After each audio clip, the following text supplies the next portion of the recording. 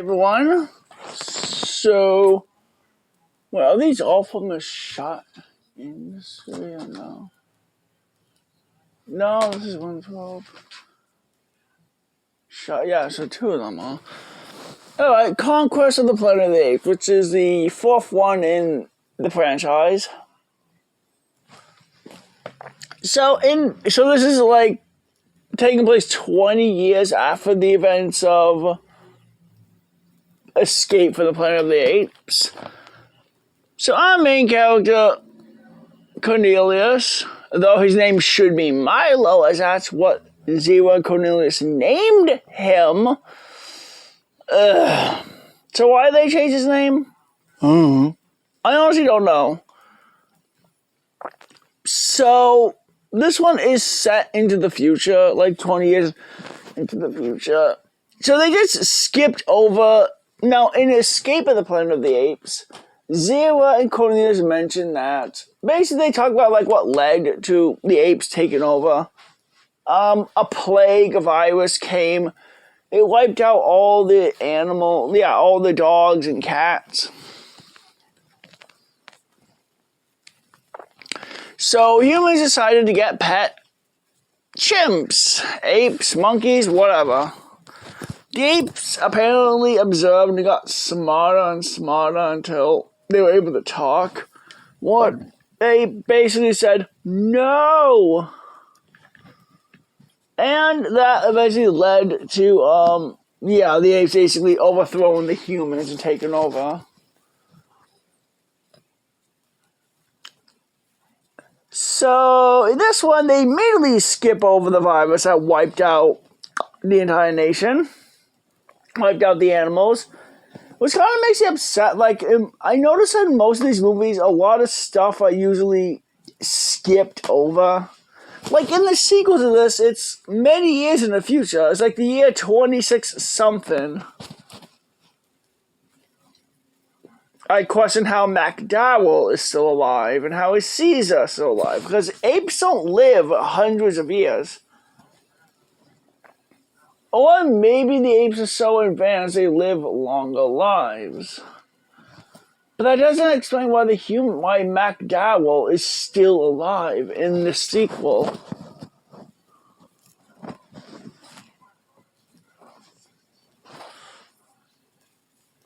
And then the fifth one ends with like 600 years into the future. Humans and apes are living in harmony and peace.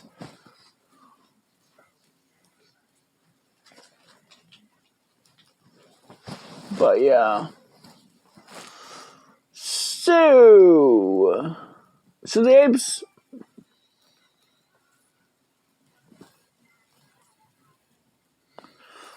So yeah, the apes are basically yeah.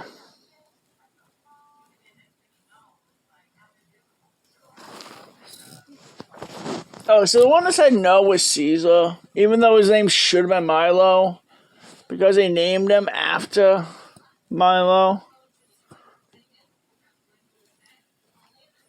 So I guess they changed his name off screen.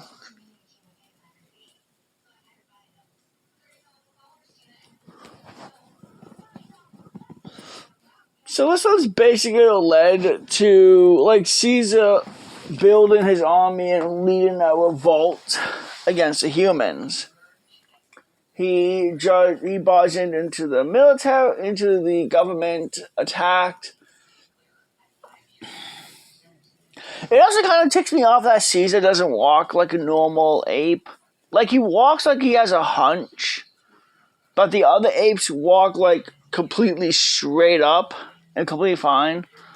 I don't know. That bugs me for some reason. I don't know. It just does. We do see... Yeah, they do show two scenes in the movie. Caesar with his army. And... I would say the action is a little bit slow in this one. It takes a while for it to get going. But it's still a fine, good movie. the sequel 2 has humans that basically live in radiation. Now, at first I thought, okay, they're mutants. Okay, nope, they don't have any superpowers. I mean, at least they're beneath the Planet of the Apes. We see the mutants have the ability to dive into one's mind and control them. These mutants really got the short end of the stick when it comes to mutation, because they get wiped out easily by the apes. In the sequel, there is an ape called Aldo who basically is a gorilla that tries to dethrone Caesar. Caesar doesn't die.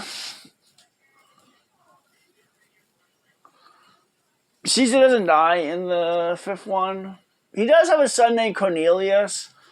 Much like Cornelius, that like in War, they both die. But my goodness, so Conquest is a fun one. The characters are good. I'm actually surprised that McDowell is actually helping the apes. Like, in every movie, there's a human helping them. I mean, in the first 2 movies, it was the apes helping the humans. But now it's the humans helping them. Which, like, why did McDowell help them? He barely spent any time with Caesar. He says the reason he's helping them is because, like, he's a descendant of slavery. Like, his grandparents were slaves a long time ago. Also, his great-grandparents. He never says how long ago. Given the time period is supposed to take place, I believe 1990 something. It takes place in the 90s, I believe. Okay, so the escape is 1970 or 1970 something. 20 years pass.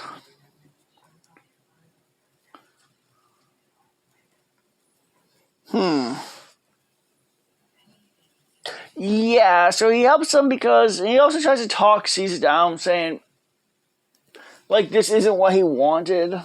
This isn't the way for freedom. Like, how many lives have to be lost because of this and that? Which, he does have a point. Masterfully ending lives doesn't solve anything.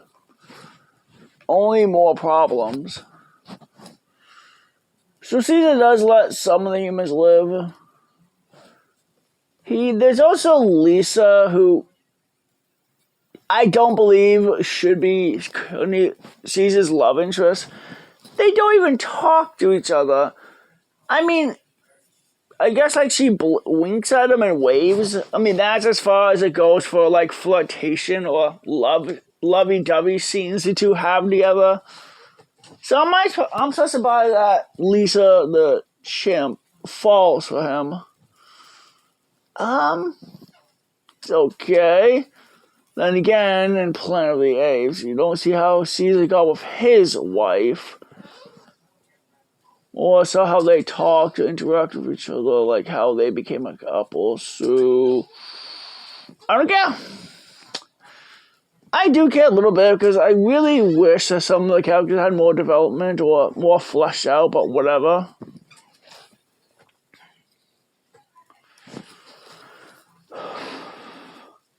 As for the villain's okay. Oh, the circus guy jumps out a window to escape being interrogated.